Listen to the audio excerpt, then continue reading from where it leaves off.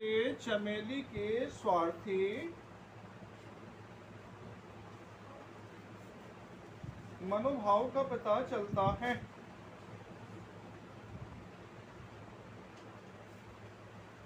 चलिए आज का तीसरा प्रश्न लिखिए। It is your third question. Question है गूंगे कहानी को पढ़कर आपके मन से कौन सा भाव उत्पन्न होते हैं और क्यों? गूंगे कहानी को पढ़कर आपके मन में कौन से भाव उत्पन्न होते हैं और क्यों? देखिए आप लोग जब इस गूंगे कहानी को पढ़े तो आपके मन में भी एक भाव उत्पन्न हुआ, ठीक है। तो कौन सा भाव उत्पन्न हुआ और क्यों भाव उत्पन्न हुआ? तो सबसे पहला भाव उत्पन्न यह हुआ कि हमें चूंकि प्रकृति ने ही इस व्यक्ति के साथ अन्याय किया, इसके जो मुख्य अंग है उसको क्या किया, उसको छीन लिया।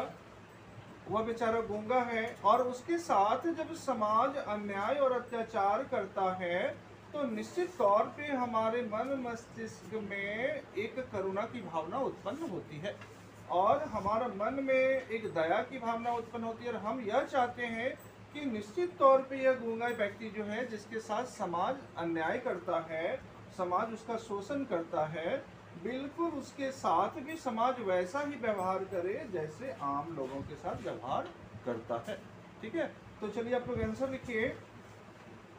गूंगे कहानी को पढ़कर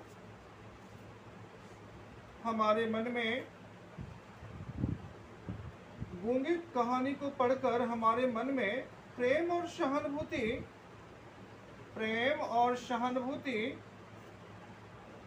का भाव उत्पन्न होता है। प्रेम और सहानुभूति का भाव उत्पन्न होता है क्योंकि प्रत्येक व्यक्ति में ममता होती है।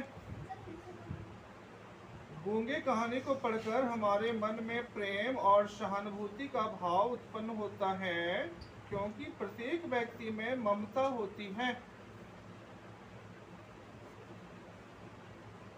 मानवता होते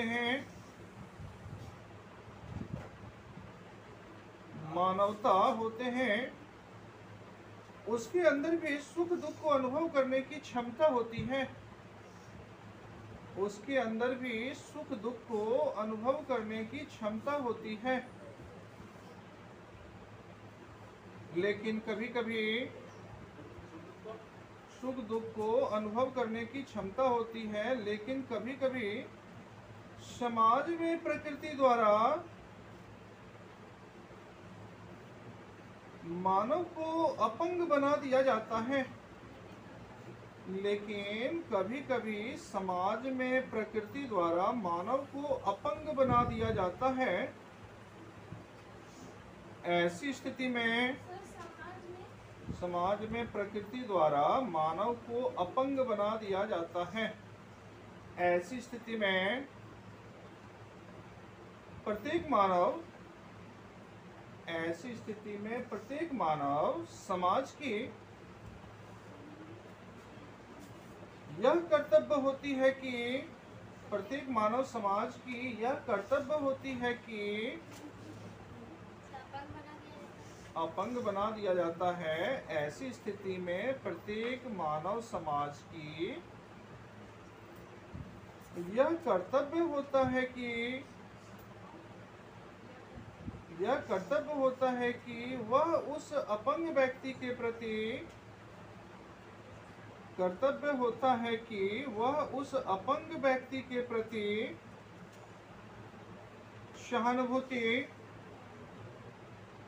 सहानुभूति, प्रेम और भाईचारा की भावना रखे। सहानुभूति, प्रेम और भाईचारा की भावना रखे।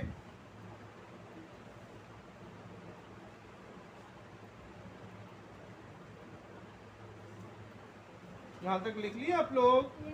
आगे लिखिए। गूंगा शीर्षक पाठ में भी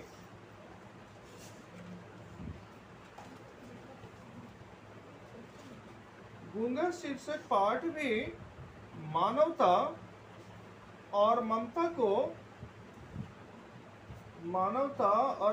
को झकझोर देने वाली एक ऐसी ही गाथा है।